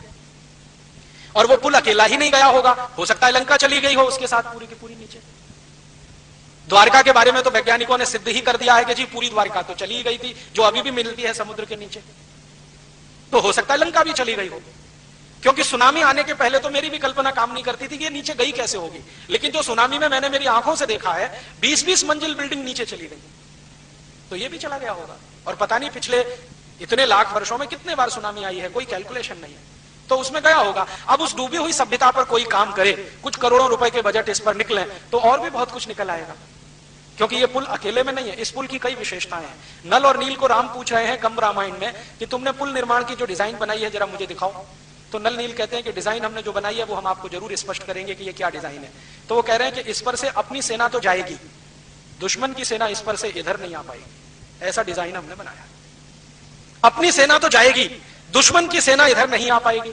तो राम पूछते हैं इसमें क्या ऐसी खास बात है, दुश्मन की सेना नहीं आ पाएगी, हमारी चली जाएगी। तो कहते हैं अपनी सेना में ज्यादातर बंदर है और बंदर वजन में बहुत हल्के होते हैं और इनके शरीर का सारा वजन पैरों पे नहीं आता है, 4 पैरों पे आता है, वो डिस्ट्रीब्यूट हो जाता है, इसलिए इनका जाना तो आसान है। और रावण की सेना में सब 2 पाए हैं, हमारी सेना में सब 4 पाए हैं। तो ये जो 4 पाए हैं इनका चला जाना बहुत आसान है, ये 2 पाए अगर आए तो ये पुल डुबो देगा उनको, ये पक्का है, हमने ऐसी डिजाइन की है। इतना माइक्रो लेवल का कैलकुलेशन करके डिजाइन की है। मैं इंजीनियरिंग का विद्यार्थी हूं इसलिए इस बात को समझ सकता हूं कि 4 पायों का जो वजन होता है वो जब डिस्ट्रीब्यूट होता है और 2 पायों का जो वजन होता है जब डिस्ट्रीब्यूट होता है तो धरती पर भार 2 पाए का ज्यादा होता है, 4 पाए का बहुत कम होता है। और बंदर दुनिया में अद्भुत 4 पाया है जिसका वजन सबसे कम पड़ता है। बंदर के अलावा जितने 4 पाए हैं, जैसे शेर है, चीता है, बब्बर शेर है, भालू है, इनका वजन बहुत बहुत है, कई गुना ज्यादा है। तो आप कहेंगे बंदर का साइज भी तो कम है। बंदर के साइज के जितने 4 पाए हैं उनका भी वजन धरती पे बहुत पड़ता है, बंदर अकेले का नहीं पड़ता। क्यों? क्योंकि वो पूरा पंजा कभी रखता ही नहीं है, उंगलियों की पोरों से जंप लगाता है। कहीं से कूदेगा, उंगलियां टिकाएगा, पूरा पंजा नहीं रखता, ऐसे टिकाएगा फिर तुरंत जंप कर देगा और उसमें लगातार क्षमता है जंप करते रहने की। तो वो कह रहे हैं कि हमारी सेना में तो ये बंदर बानर ज्यादा है, आप चिंता मत करो, ये पार जाएंगे, लेकिन उधर से वो आए डूब जाएंगे, ऐसी डिजाइन हमने तैयार की। फिर पूछ रहे हैं दूसरी विशेषता बताओ इसकी। तो दूसरी विशेषता यह है कि अगर यह पुल बनेगा तो जब तक आप नहीं कहेंगे तब तक ये टूटेगा नहीं। तो कह रहे हैं मेरे कहने से मतलब, उन्होंने कहा आपके जो बाण है ना उनमें एक ही बाण ऐसा है जो इसको तोड़ने की शक्ति रखता है, बाकी ये किसी से टूटने वाला नहीं है। वो जब तक आप नहीं चलाएंगे ये टूटने वाला नहीं है। तो पूछ रहे हैं क्यों? तो उन्होंने कहा हमने जो केमिकल लगाया है इसमें वो ये कैलकुलेशन करके लगाया है कि उसका रिएक्शन राम के बाण से ही हो, बाकी किसी बाण से ना हो। तो खोज कर ऐसा केमिकल लाए हैं। और आप जानते हैं कि बाण के सामने जो तीर की नोक होती है उसमें केमिकल लगा के ही चलाए जाते हैं। तो उनको मालूम है नल नील को कि राम के बाण में किस तरह के केमिकल है, तो पुल में कौन से केमिकल इस्तेमाल करने हैं, कौन से नहीं करने हैं, किसको छोड़ देना है, किसको रख लेना है, इस कैलकुलेशन से पुल है। फिर वो कहते हैं कि हाँ हम इस पुल से जाएंगे और वापस जब आएंगे तो ये कितने दिन टिकने वाला है? तो उन्होंने कहा जब तक आप चाहें तब तक। आप अगर चाहेंगे तो हम लौटते ही इसको नाश कर देंगे, आप चाहेंगे तो थोड़े दिन टिकेगा। आप विभीषण को बोल के जाओ और वो बाण इसको दे के जाओ, जब इसको मन आए वो चला दे, वो टूट जाएगा। इस तरह की विशेषताओं वाला पुल बनाकर वो गए हैं लंका में और मारकर रावण को लौटे हैं। लौटने के बाद विभीषण को कई बात कह के जा रहे हैं। उनमें से एक है कि ये तुम्हारी इच्छा है, इसको चाहो तो रखो, चाहो तोड़ देना। बाण मेरा ये है, जब चाहो तो इसको मेरा स्मरण करके छोड़ देना। अब इससे बड़ी महत्व की बात राम जी जो लक्ष्मण को विभीषण को कह रहे हैं, राजा बना दिया उसको गद्दी सौंप दिया, अब विदा ले रहे हैं। तो विभीषण पूछ रहा है कि इसको चलाऊं कैसे राज्य को, ये तो सिखा दो मुझे, ये तो बता दो। तो भगवान राम एक ही बात कहते हैं कि देखो अभी मैंने सत्ता का हस्तांतरण करवाया है, प्रशासन व्यवस्था वही है जो रावण के जमाने की थी। तो जब तक तुम इस पूरी प्रशासनिक व्यवस्था को नहीं बदलोगे तुम्हारे राज्य की किसी समस्या का समाधान नहीं होगा। ट्रांसफर ऑफ पावर हुआ है, रावण की सत्ता विभीषण को मिली है, लेकिन रावण का राज्य वैसे का वैसा ही है। इसके मंत्री, इसके महामंत्री, इसके अमात्य, इसके महाअमात्य, इसके खजांची, इसके अधिकारी, इसकी सेना, इसका सेनापति, ये सब वैसे के वैसे ही हैं। अगर तुम चाहो तो इनको बदलो तो तुम्हारे राज्य की समस्याएं हल होंगी। जो तुमने इन प्रशासनिक व्यवस्थाओं को नहीं बदला तो एक भी समस्या का समाधान नहीं होगा, और मैं ये कह सकता हूं कि समस्याएं बढ़ेंगी।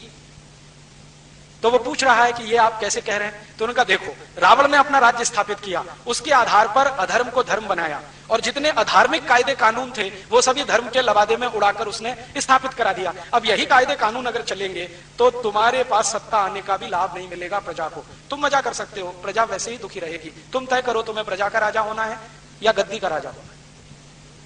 तो विभीषण कह रहा है कि मैं तो प्रजा का राजा होना चाहता हूं। तो राम उनको कह रहे हैं कि सबसे पहला काम करो कि रावण के बनाए हुए कायदे कानून और नियम सब खत्म करो, जला दो उनको, नए नियम कायदे बनाओ, और ऐसे नियम कायदे बनाओ जो सनातन सत्य पर आधारित हो। ऐसा सत्य नहीं जो आज है और कल बदल जाए, ऐसा सत्य जो हजारों साल पहले था हजारों साल रहे। और राम कहते हैं कि किसी भी राज्य की सत्ता का हस्तांतरण मात्र हो और राज्य की व्यवस्था ना बदले तो उस देश की, उस राज्य की कोई समस्या का समाधान नहीं होता। अब भारत की समस्याओं को मैं यही देखता हूं। अब श्री राम जी की ही बात करें, 15 अगस्त 1947 को इस भारत में भी सत्ता का ही हस्तांतरण हुआ। इतना ही तो हुआ कि माउंटबेटन के हाथ में से सत्ता हमारे देश के पहले प्रधानमंत्री पंडित जवाहरलाल नेहरू के हाथ में आई। बाकी क्या बदला? अंग्रेजों ने भारत का लूटमार करने के लिए 34,735 कानून बनाए, वो सब के सब भारत की आजादी के बाद भी चल रहे हैं। तो श्री राम जी के शब्दों के अनुसार भारत की किसी समस्या का समाधान नहीं होगा, क्योंकि व्यवस्था वही है जो रावण के समय थी। रावण का समय माने अंग्रेजों का राज्य, वो रावण का ही राज्य था, एक भी कानून नहीं बदला। अंग्रेज माने रावण, रावण माने अंग्रेज। मैं अभी बिल्कुल स्पष्ट कह रहा हूं, रावण और अंग्रेजों में कोई अंतर नहीं था। तो रावणों ने या अंग्रेजों ने जो कानून बनाए, सीआरपीसी, आईपीसी, सीपीसी, वो सब के सब वैसे के वैसे ही। अंग्रेजों ने कानून बनाया इंडियन पुलिस एक्ट, वो वैसे का वैसा ही। अंग्रेजों ने कानून बनाया इंडियन सिविल सर्विसेज एक्ट, वो वैसे का वैसा ही। लैंड रेवेन्यू एक्ट, वो वैसे का वैसा ही। लैंड एक्विजिशन एक्ट, वो वैसे का वैसा ही। इंडियन सिटीजनशिप एक्ट, वैसे का वैसा ही। तो अंग्रेजों के बनाए गए 34,735 कानून केंद्र स्तर पर और अंग्रेजों के बनाए हुए राज्य स्तर के हजारों हजारों कानून, वो सबके सब वैसे ही चल रहे हैं। इसलिए भारत की कोई भी समस्या का समाधान आजादी मिलने के 60 साल बाद भी नहीं हो रहा है।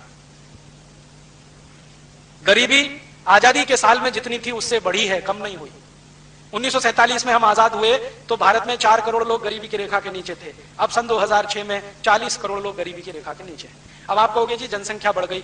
जनसंख्या तो बहुत थोड़ी बढ़ी। 1947 में हम 34 करोड़ थे, अब हम 108 करोड़ हो गए। जनसंख्या 3.5 गुनी बढ़ी है, गरीबी 10 गुनी बढ़ी है। आजादी के साल में हमारे देश में बेरोजगारों की संख्या 2 करोड़ थी, अब 2006 में 20 करोड़ हुई है। तो बेरोजगारी भी बढ़ी है, गरीबी भी बढ़ी है। आजादी के साल में जितना भ्रष्टाचार था उससे हजारों गुना ज्यादा भ्रष्टाचार अभी बढ़ा है, ये हम सब मानते हैं। आजादी के साल में जितनी महंगाई थी उससे हजारों गुनी ज्यादा महंगाई अभी बढ़ी है। आजादी के साल के कुछ आंकड़े बताता हूं। आजादी के साल में 1 रुपए में 50 किलो गेहूं मिलता था। आज 50 किलो गेहूं 300 रुपए में मिलेगा या 350 रुपए में। आजादी के साल में 1 रुपए में 2 किलो शुद्ध गाय का घी मिलता था। आज 2 किलो शुद्ध गाय का घी ढूंढने जाओ तो 700-800 रुपए से नीचे नहीं मिलेगा, मिलावट वाला 400 रुपए में मिल जाएगा। आजादी के साल में किसी के घर में 2-4 रुपया इकट्ठा हो जाए तो सोना खरीद लेते थे। अभी 10 ग्राम सोना खरीदने के लिए कम से कम 10,000 रुपया हो तब कल्पना हो सकती है। आजादी के साल में किसी सरकारी कर्मचारी की पगार 20 रुपए होती थी ना, तो 10-12 रुपए में घर का खर्च चलता था, महीने का 8 रुपए बचा लेता था फिर भी, और सुखी रहता था।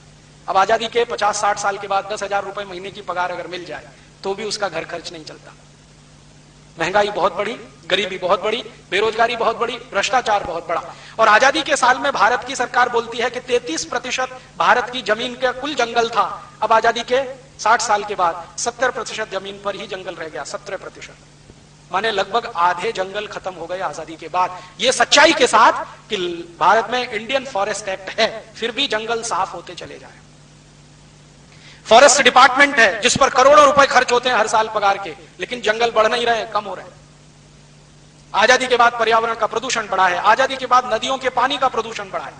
आजादी के साल में जो गंगा पावनी होती थी, जिसका गंगा जल पीकर आप अमृत मानते थे, आज उस गंगा कई स्थानों पर ऐसी हालत में है कि आप पानी छूने की हिम्मत न करें, नहाना तो दूर की बात है। गंगा को इतना मैला कर दिया। जमुना तो इतनी मैली हो गई है कि कीचड़ ही कीचड़ दिखाई देता है, पानी ही नहीं है जमुना में। नदियों का नाश हुआ है, समुद्रों का नाश हुआ है। आजादी के साल में भारत में लगभग 6.5 लाख तालाब और तलैया थे।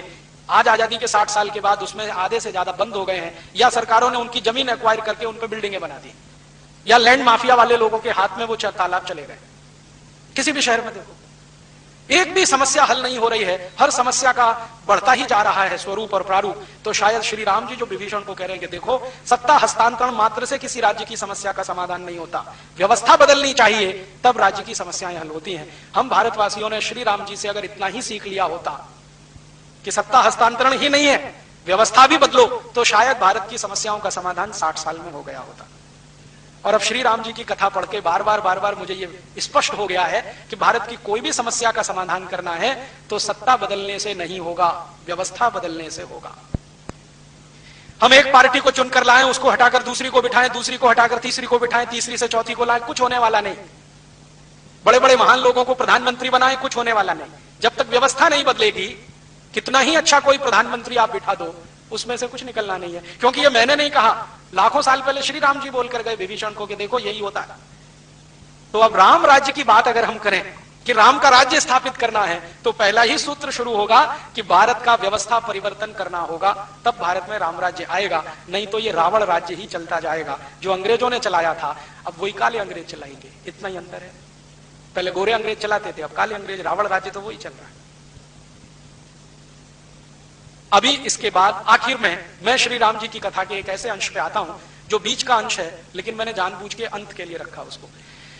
राम जी की कथा में एक स्थान पर ऐसा है कि जब वो वन चले गए और उनके पिताजी का स्वर्गवास हो गया, तो उनके छोटे भाई भरत राम जी के पास आए और उनको कहें कि चलो भाई वापस आपकी गद्दी आप संभालो, पिताजी का स्वर्गवास हो गया है। तो राम और भरत का संवाद है। और मेरा मानना यह है कि भारत की सभी राम कथाओं का सबसे केंद्रीय स्थान अगर कोई है तो राम भरत संवाद है। इसमें आप सब कुछ समझ सकते हैं, पूरी दुनिया, पूरा ब्रह्मांड, पूरी व्यवस्थाएं सब इसी में समाहित है। भरत राम का संवाद अगर रामचरितमानस में पढ़ना हो तो अयोध्या कांड में है, वाल्मीकि रामायण में पढ़ना हो वहां भी है, रघुवंशम जो कालिदास की सबसे सुंदरतम कृति है उसमें एक सर्ग है, 12वें नंबर का सर्ग, उसमें भरत राम संवाद है। और 12वें सर्ग का एक उपसर्ग है जिसको श्री कालिदास ने नाम दिया है कश्चित सर्ग। अद्भुत है, कंबन रामायण में बहुत विस्तार से है, कालिदास का रघुवंशम उसमें बहुत विस्तार से है, रामचरितमानस में थोड़ा संक्षेप में है, वाल्मीकि रामायण में भी थोड़ा विस्तार है। ये जो सर्ग है अद्भुत है। मैं मानता हूं रामकथा का इससे अच्छा कोई दूसरा वो नहीं है, हिस्सा नहीं है। इसमें राम को जब मिलने के लिए भरत आते हैं और बताते हैं पिताजी की मृत्यु हो गई है और राज्य को अब चलाना मेरे लिए तो मुश्किल है, आपको वापस चलना पड़ेगा। तो राम जी उनसे कई प्रश्न पूछ रहे हैं और वो सारे प्रश्न हमें बताते हैं कि राम राज्य कैसा होता है। और महात्मा गांधी ने इसी राम राज्य की बात कही है। राम राज्य है क्या? तो भरत आए, कुशल क्षेम पूछा, गले मिलकर रोए, वगैरह वगैरह सब हो गया। फिर शांति के साथ बैठे हैं भरत, और राम जी का पहला प्रश्न जो भरत को है वो ये कि भरत, तुम जिस राज्य से आए हो, अयोध्या का राज्य, तुम कहते हो वो राम का राज्य है, माने मेरा राज्य है, अर्थात राम राज्य है। तो मैं तुमसे पूछता हूं कि इस राज्य को चलाने के लिए तुम्हारी जो नीति, नियम, कायदे, कानून है, उनके बारे में कुछ प्रश्न करता हूं। तुम उनका उत्तर अगर हाँ में देते हो तो मैं मानूंगा कि वो राम राज्य है, और ना में दे रहे हो तो मैं नहीं मानता कि वो राम राज्य है। तो भरत कह रहे हैं आप प्रश्न पूछिए, जितनी मेरी हैसियत है, क्षमता है, मैं दूंगा। तो पहला ही प्रश्न श्री राम जी पूछ रहे हैं भरत से। वो पूछ रहे हैं कि क्या तुम अपने राज्य के आचार्यों का, वैद्यों का, गुरुओं का, पुरोहितों का और अग्रजों का ऐसा ही सम्मान करते हो जैसा मैं करता था? पहला ही प्रश्न है, क्या तुम अपने राज्य के आचार्यों का, गुरुओं का, अग्रजों का, पुरोहितों का वैसा ही सम्मान करते हो जैसे मैं करता था? तो भरत कहते हैं हाँ, मेरी कोशिश तो यही है कि मैं मेरे सभी अग्रजों का सम्मान करूं, मेरी कोशिश तो यही है मैं मेरे सभी गुरुओं का सम्मान करूं, मैं मेरी कोशिश ये करता हूं आचार्यों का सम्मान करूं, लेकिन पुरोहितों के बारे में थोड़ी मुझे मन में आशंका रहती है। राम पूछते क्यों, इसमें आशंका क्या है? तो वो कह रहे हैं कि पुरोहित तो कर्मकांडी कराते हैं ना। तो राम कहते हैं तो तुमने क्या मान लिया, वो गुरुओं के नीचे है क्या, आचार्यों से कम है क्या? तो कह रहे हैं कि मेरे मन में कभी कभी ऐसा प्रश्न आता है कि पुरोहितों को इतना ही सम्मान क्यों देना, जितना आचार्यों को, जितना गुरुओं को, जितना उसको? क्योंकि हम मानते हैं कि भगवान तो घट घट में है, ईश्वर तो हर कण में व्याप्त है। पुरोहित हमको कर्म कांड की तरफ लेके जाते हैं, तरीके बताते हैं पूजा के, जबकि ईश्वर तो कण कण में है, घट घट में है, भावना से ईश्वर है। पुरोहिताई में क्या है? अब राम जी का उत्तर सुनिए। वो कहते हैं देखो भरत, ये पुरोहित तुम्हारे राज्य की अर्थव्यवस्था की रीढ़ की हड्डी है। जरा समझो इस बात को, रीढ़ की हड्डी है, माने पूरी अर्थव्यवस्था इन पुरोहितों के दम से चलती है। भरत कहते हैं समझ में नहीं आ रहा। तब राम कह रहे हैं धर्मस्य मूलम अर्थम, अर्थस्य मूलम कामम। और इसी बात को राम जी के जाने के कुछ लाख साल के बाद चाणक्य बोलकर गए, धर्मस्य मूलम अर्थम, अर्थस्य मूलम कामम। पहले मुझे ऐसा लगता था, जब तक मैंने कम रामायण नहीं पढ़ी और ये रघुवंशम नहीं पढ़ा, तो मैं मानता था कि धर्मस्य मूलम अर्थम, अर्थस्य मूलम कामम, इसके मूल प्रणेता चाणक्य हैं, जो बड़े अर्थशास्त्री रहे इस देश में। लेकिन अब पता चला है कि चाणक्य से लाखों साल पहले रामचंद्र जी ये कह रहे हैं भरत को, धर्मस्य मूलम अर्थम। वो कहते हैं कि देखो, धर्म के मूल में अर्थ है। अगर तुम्हारी अर्थव्यवस्था मजबूत है तो धर्म मजबूत होगा, और अर्थव्यवस्था को मजबूत करने में पुरोहितों का सबसे बड़ा योगदान है। तो फिर भी भरत को समझ में नहीं आ रहा है। तो रामचंद्र जी और उदाहरण देके कहते हैं कि देखो पुरोहित क्या करता है। पुरोहित पूजा करवाता है, तो पूजा करवाता है, तो पूजा करवाता है वो तो किसी कथा की, सत्यनारायण की, या जो भी करवाता है, लेकिन एक लिस्ट बनवाता है कि 10 घड़े ले आना, एकदम कोरे होने चाहिए, 20 मीटर कपड़ा ले आना, एकदम नया होना चाहिए, इतनी चूड़ियां ले आना, बिना पहनी हुई होनी चाहिए, 10 किलो घी ले आना, ये सामग्री ले आना, ये लकड़ियां ले आना, ये बांस मंगा लेना, ये ऐसा कर लेना, वैसा। मैंने एक बार वो लिस्ट देखी तो कम से कम 108 चीजें रहती हैं उसमें। सिंदूर ले आना, गुड़ ले आना, कलावा ले आना, ये कर लेना, वो कर लेना। तो राम समझा रहे हैं कि देखो, जो आदमी पूजा तो भगवान की कराएगा, वो तो भावना से भी हो सकती है, लेकिन जानबूझकर वो इतनी चीजें मंगाएगा क्योंकि कारीगर जो इन चीजों को बना रहे हैं वो बिकना भी तो चाहिए। उस दिन मेरे समझ में आया श्री राम जी की परिभाषा कि पुरोहित मार्केटिंग मैनेजर होते हैं। अब समझ में आया, इनसे बड़ा मार्केटिंग मैनेजर कौन होगा। अब देखो, वो कह रहे हैं घड़े ले आना, कोरे लाना, तो कुम्हार का काम बढ़ा कि नहीं, घड़े बिके उसके। फिर घड़े पे ढकने के लिए ढक्कन और ले आना, तो कुम्हार का काम और बढ़ा, बिक्री हुई। फिर कहते हैं सकोरे ले आना, कुल्लड़ ले आना, तो उसमें प्रसाद रखेंगे, तो ऐसे करेंगे तो मिट्टी में पवित्रता होती है। पवित्रता तो सभी चीजों में होती है, लेकिन मिट्टी के ये नए नए बर्तन अगर कोई पूजा में लाएगा और ऐसी रोज सैकड़ों पूजाएं होती जाएंगी, तो कुम्हारों का काम जिंदगी भर चलता रहेगा। तो कारीगरों को जिंदा रखना है तो वो पुरोहित ही है। वो नए नए कपड़े मंगाते हैं तो जुलाहों का काम चलेगा, बुनकरों का काम चलेगा, धुनकरों का काम चलेगा। वो नए नए कुछ मान लीजिए बांस मंगवा लीजिए तो बांस के कारीगरों का काम चलेगा। यज्ञ कराना है तो घी डलवा रहे हैं तो घी बनाने वाले बाल गोपालों का काम चलेगा, ग्वालों का काम चलेगा, उनकी गाय की संख्या बढ़ेगी क्योंकि घी बिकेगा। और घी को जला के फूंक देना है ताकि नया घी हमेशा बनता रहेगा। ये तो बहुत दूर की कोई बात है। तो राम जब इसको बहुत विस्तार से समझाते हैं तब भरत कहते हैं क्षमा करना भाई, मुझे ये समझ में नहीं आता था। अब पता चल गया है कि पुरोहित राज्य व्यवस्था के अर्थ को संभालते हैं, इसलिए वो भी आचार्य और गुरु के समकक्ष है। तो राम कहते हैं कि देखो, कभी कभी ऐसा हो जाए कि गुरुओं का सम्मान कुछ कम हो, आचार्यों का कम हो या किसी का, लेकिन पुरोहितों का कम नहीं होने देना कभी, क्योंकि ये है तो राज्य की अर्थव्यवस्था है। अर्थव्यवस्था मजबूत है तो धर्म टिकाओगे, धर्म टिकेगा तो राज्य आगे बढ़ेगा। हमारी आंखें खोलने वाला है ये कॉन्सेप्ट। आज तक हमारे देश में पुरोहितों को गाली देने का काम हमारे आधुनिक पढ़े लिखे लोगों ने बहुत किया है कि ये पोंगापंथी हैं, ढपोर शंखी हैं, ऐसे शंख बजा देते हैं, वैसे घंटा बजा देते हैं। ये हमको इतना ही दिखाई देता है, इसके आगे का कुछ दिखाई नहीं देता कि वो कितनी बड़ी इकोनॉमी चला देते हैं। और राम आगे का प्रश्न पूछ रहे हैं कि जिन पुरोहितों का तुम सम्मान करो, ध्यान ये रखना कि वो पैसे के लिए कुछ ना करते हो। माने राइडर लगा दिया उन्होंने। एक पुरोहित ऐसे हैं जो पैसा लेके पूजा कराते हैं। राम कह रहे हैं अगर ऐसे पुरोहित हैं तो उनका सम्मान करने की जरूरत नहीं है, क्योंकि जो ज्यादा पैसा देगा उसी का माल बिकवाएंगे फिर तो। इसलिए पुरोहित उन्हीं का सम्मान करना है जो पैसा खुद न लेते हो और कारीगरों का माल बिकवाने में मदद करते हो। तो बिना पैसे लिए जो पूजा कराए वो पुरोहित है, पैसे लेकर जो कराए राम उसको अच्छा नहीं मानते। तो अगला ही प्रश्न वो कहते हैं कि क्या तुम्हारे राज्य के पुरोहित पैसा लेके पूजा कराते हैं? अगर कराते हैं तो उनको किनारे रखो। तो भरत कह रहे हैं कि हाँ, मैं अभी लौटकर ऐसी ही व्यवस्था करूंगा कि वो बिना पैसे की पूजा कराएं। तो राम कहते हैं कि पुरोहित को तो, अब वो पुरोहित के लिए कह रहे हैं, पुरोहित को तो जिस घर में पूजा करानी है वहां का पानी भी ग्रहण नहीं करना चाहिए, क्योंकि जो बड़ा काम वो करने जा रहा है अगर उस घर का पानी ही पीने लगे, खाना ही खाने लगे तो लालच भाव आएगा और वो अपनी पुरोहिताई से च्युत हो जाएगा। अब जरा इसको समझें थोड़े विस्तार में कि पुरोहित अगर पूजा करवाने वाले के घर खाना ना खाए, पानी ना पिए, अंग्रेजों ने इसी को प्रचार किया कि ये छुआछूत मचाते हैं, पानी भी नहीं पीते उसके घर का। मूर्ख अंग्रेजों को पता नहीं था कि वो श्री राम की कही हुई बात का पालन करते हैं, जिसके घर पूजा करानी है उसके घर पानी भी नहीं पीना, पानी कहीं और जाके पीना।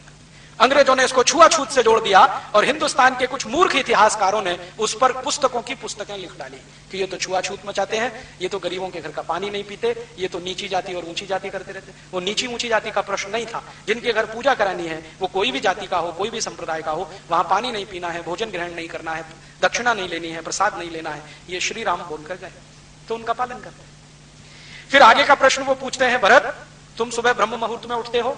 कहते हैं हाँ उठता हूं। फिर वही काम करते हो जो मैं करता था? प्रजा के बीच में जाते हो, वहां जाके उनका दुख दर्द सुनते हो, उनका हालचाल लेके आते हो, लौट कर आकर अपने मंत्रिमंडल की मीटिंग बुला के उसमें बहस करते हो कि नहीं करते हो? तो भरत कहते हैं कि हाँ मैं नियमित रूप से करता हूं, लेकिन कोई कोई दिन प्रमाद आ जाता है और मैं सुबह नहीं उठ पाता हूं, क्योंकि मेरे पुराने कुछ संस्कार हैं जो नाना के यहां से आए हैं, तो उनके चलते कभी कभी होता है। तो राम कहते हैं कि ऐसे राजा को प्रमाद करना ठीक नहीं है। अब तुम राजा हो, सुबह ब्रह्म मुहूर्त में उठना और बिना किसी कॉमा फुल स्टॉप के अवरोध के राजा को प्रजा के बीच में जाना, दुख दर्द सुनना। तो वो कहते हैं कि तब तुम राम राज्य के अधिकारी हो।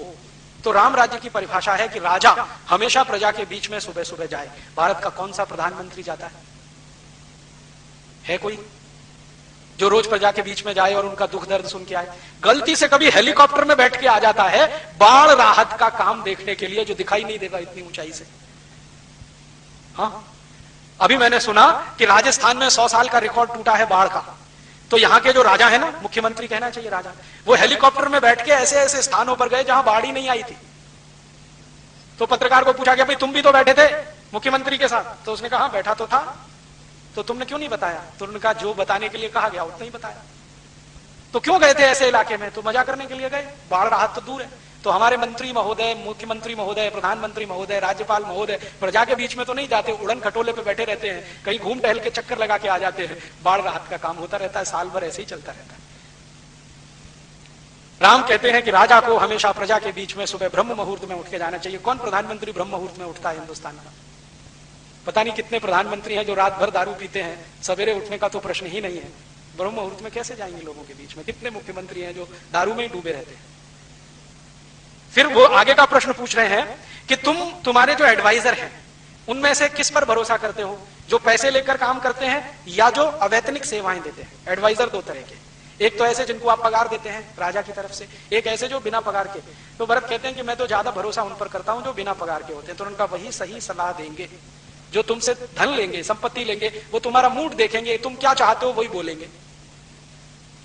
तो आजकल तो हमारे देश में कोई प्रधानमंत्री अवैतनिक सलाहकार रखता नहीं है, सब वैतनिक सलाहकार हैं। मंत्रियों की सुविधाएं सभी सलाहकारों को हैं, तो प्रधानमंत्री को वो ऐसी ही सलाह देते हैं जो प्रधानमंत्री चाहते हैं, वैसे ही देश चलता रहता है। फिर राम जी आगे कह रहे हैं कि जब तुम मंत्रिमंडल की बैठक करते हो तो कोई मंत्री ऐसा तो नहीं कि जो अंदर की बातें बाहर जाके बोलता हो।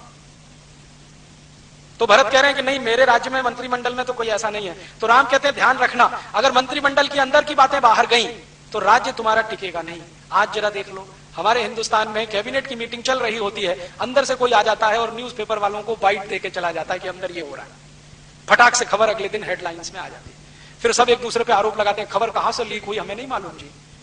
अभी वो देखा नटवर सिंह का केस, वो पाठक कमेटी की रिपोर्ट लीक हो गई, प्रधानमंत्री कहते हैं मैंने नहीं की, मंत्रिमंडल के लोग कहते हैं मैंने नहीं की, फिर हो कैसे गई लीक?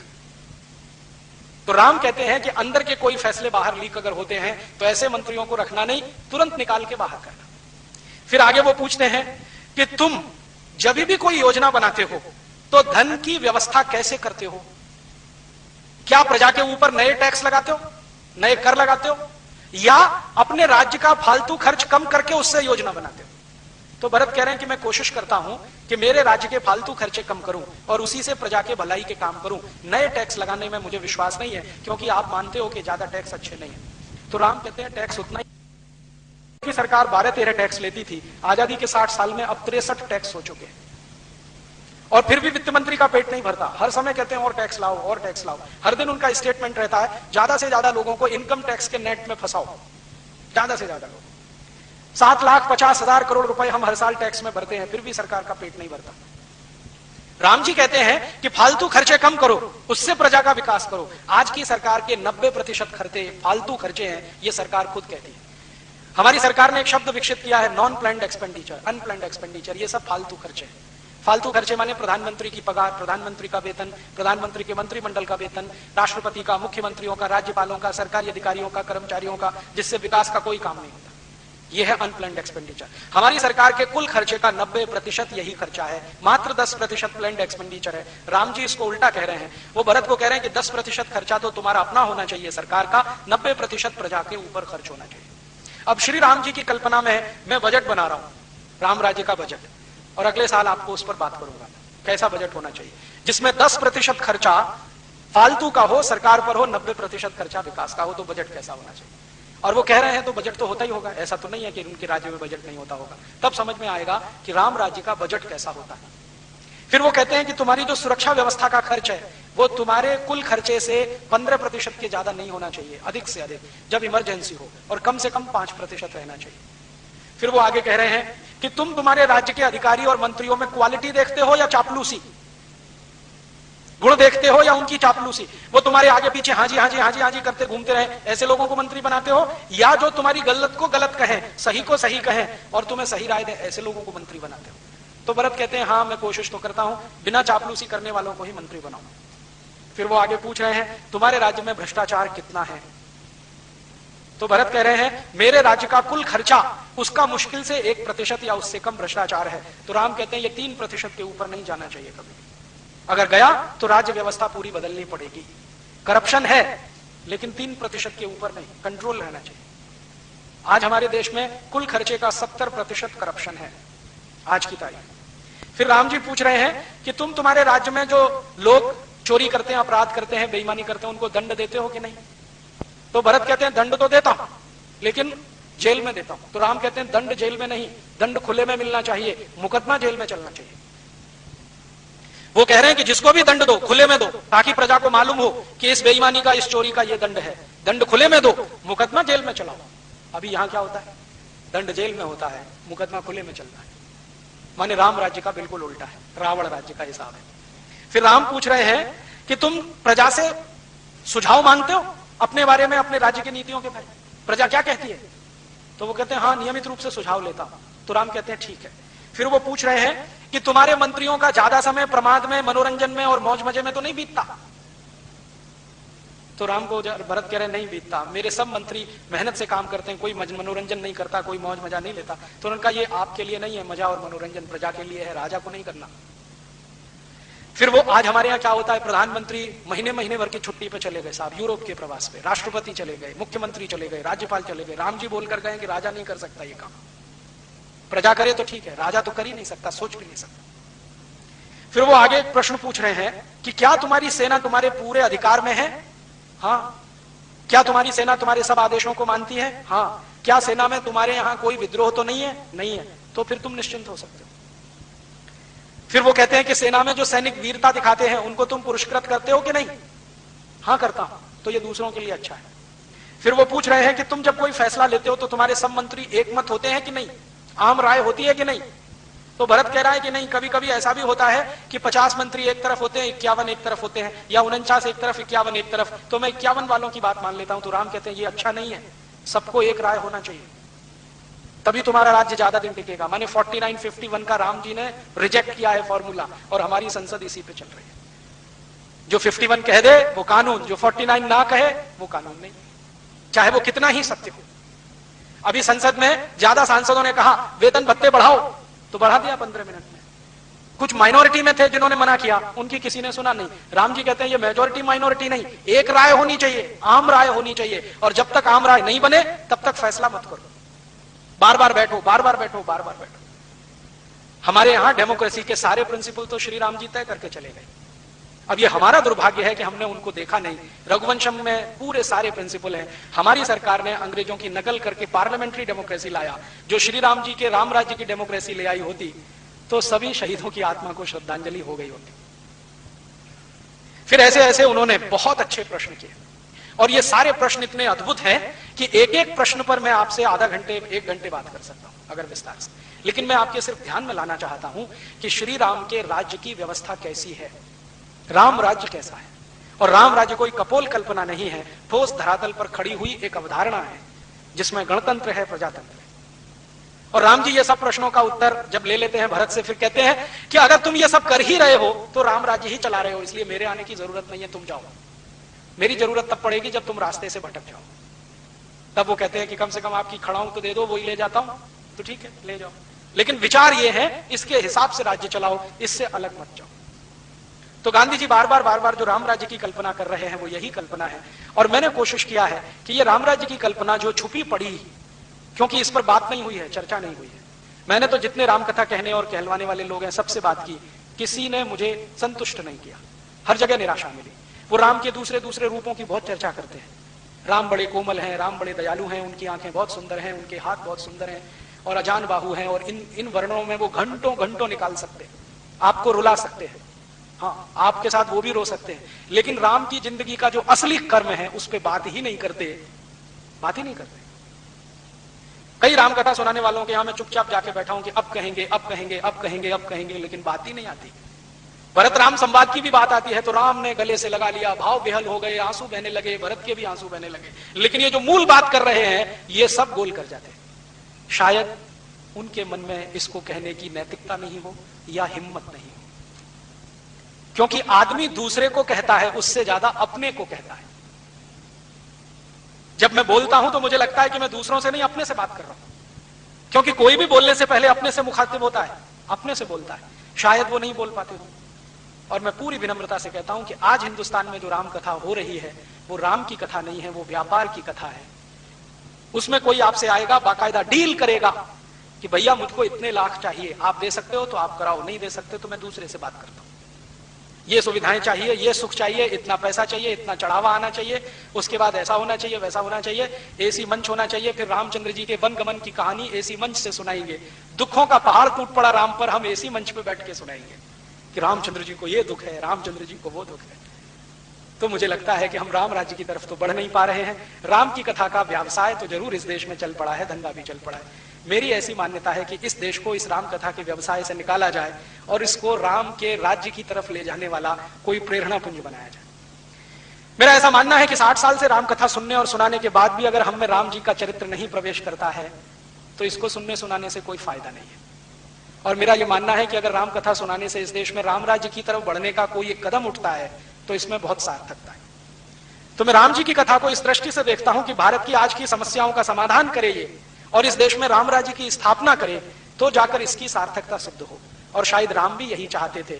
अगर वो व्यवसाय और व्यापार वाले व्यक्ति होते तो ये प्रश्न नहीं पूछते कि तुम ऐसे पुरोहितों को सम्मान नहीं करना जो पैसे के लिए काम करते हैं, उनको बाहर करना।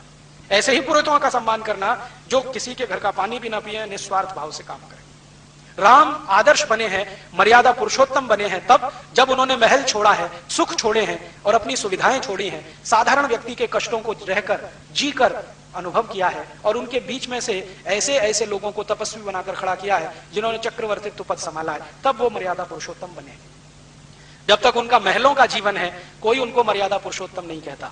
महल छोड़कर वन में चले गए हैं और आदर्श की स्थापना करने में लगे हुए हैं, तब वो मर्यादा पुरुषोत्तम बने हैं। तो हम मर्यादा पुरुषोत्तम राम की बात करें, उनके राम राज्य की बात करें और कुछ कोशिश करें, कम से कम सपना तो देखें कि इस देश में राम राज्य लाना है जो हमारे शहीदों का अधूरा है। गांधी जी तो कहते थे कि आजादी के बाद कुछ करना है तो राम राज्य ही लाना है। तो मैं मानता हूं कि हम सब मिलकर अगर इस राम राज्य को लाने में थोड़ा भी लग जाएं तो कोई मुश्किल नहीं है कि अगले 3, 4, 5 वर्षों में ये राम राज्य नहीं आ जाएगा। और इस देश के हर नेता से, प्रधानमंत्री से, मुख्यमंत्री से, राज्यपाल से एक ही प्रश्न पूछे, तुम राम राज्य के लिए कर क्या रहे हो? राम जी कहते हैं कि 10% खर्चा फालतू, 90% विकास का तुम कर रहे हो। नहीं कर रहे हो तो छोड़ दो कुर्सी, हम किसी ऐसे को लाएंगे जो राम राज्य स्थापित करने में मदद करे। तो मैं मानता हूं कि इसको एक अभियान के रूप में चलाना है। हम लोग कोशिश कर रहे हैं एक स्वदेशी अभियान इस देश में चलाने की, लेकिन एक अभियान ऐसा भी चले जो राम राज्य की स्थापना इस देश में कराए। ऐसी भावना के साथ आपको सबको धन्यवाद देता हूं। राम जी की आखिरी बात कहते हुए खत्म करता हूं, जो कभी भूलिए मत। जब विभीषण को राम जी राजा बना रहे हैं और सोने की लंका विभीषण को सौंप कर जा रहे हैं, तो विभीषण उनको कहते हैं कि आप यहीं रह सकते हैं, मैं आपके नीचे काम कर सकता हूं, कोई मुझे तकलीफ नहीं है, आप सम्राट रहे, राजा रहे, मैं आपके नीचे रहूं। तब राम जी कहते हैं जननी जन्मभूमिश्च स्वर्गादपि गरीयसी, कि मेरी जो मातृभूमि है वो स्वर्ग से भी महान है, इसलिए मुझे लौटना तो मातृभूमि में है। तुम्हारी ये सोने की लंका तुमको मुबारक है, मेरे लिए तो ये मिट्टी के समान है, मेरी तो मातृभूमि स्वर्ग से भी महान है। ये बात हम कभी ना भूलें। श्री राम जी की ये बात हमारे हृदय में रहे कि हमारी मातृभूमि स्वर्ग से भी महान है। अमेरिका, यूरोप, चाहे जितनी बड़ी सोने की लंकाएं हों, वो हमारे लिए मिट्टी की धूल के बराबर है। अगर ये बात हमको समझ में आ जाए श्री राम जी की, तो हिंदुस्तान से गए हुए 2 करोड़ एनआरआईज एक क्षण में अमेरिका, यूरोप छोड़ देंगे और उनकी बुद्धि और पैसे का सारा उपयोग इस देश के विकास के लिए हो जाएगा और यह देश सच में सोने की चिड़िया बन जाएगा। ऐसी भावना के साथ आप सबको प्रणाम करता हूं और श्री राम आपको ऐसी प्रेरणा दें कि हम सब मिलकर उनके राज्य की स्थापना करने में लग जाएं। भावना के साथ आप सबका आभार, बहुत धन्यवाद। कल शाम को इसी स्थान पर 7 बजे मैं एक व्याख्यान और देने वाला हूं, भारत और यूरोप, भारत की सभ्यता, यूरोप की सभ्यता, भारत की संस्कृति, यूरोप की संस्कृति, दोनों में क्या अंतर है, दोनों की भिन्नताएं क्या हैं। हम उनकी नकल नहीं कर सकते, वो हमारी नकल नहीं कर सकते, करेंगे तो दोनों डूब जाएंगे। इसलिए हर देश की सभ्यता और संस्कृति विशिष्ट होती है। तो भारत की संस्कृति की क्या विशेषताएं हैं, सभ्यता की क्या महानताएं हैं, यूरोप की क्या विशेषताएं हैं, दोनों ठीक से समझें, फिर कौन सा हमारे लिए अनुकरणीय है उस रास्ते पर चले। क्योंकि आज पढ़े लिखे लोगों ने अंधभक्ति दिखाना शुरू किया है अमेरिका और यूरोप का, बिना सोचे सोचे उनकी सभ्यता के गुण गाना शुरू किया है। मुझे लगता है कि एक बार हम उनको ठीक से समझ लें और समझ बन गई तो क्या छोड़ना है, क्या रखना है, वो हम तय कर पाएंगे। कल शाम को 7 बजे यही व्याख्यान होगा, इसी स्थान पर होगा। आप आएं और अपने साथ अपने इष्ट मित्रों को भी लाएं, ऐसी भावना है। हम लोग सारे देश में ये अभियान चलाते हैं। इस अभियान के लिए बहुत सारा साहित्य हमने प्रकाशित किया है, बाहर एक स्टॉल पर लगा हुआ है, आप लेंगे तो हमें खुशी होगी, क्योंकि वो साहित्य की बिक्री से जो पैसा आता है उसी से ये सारे काम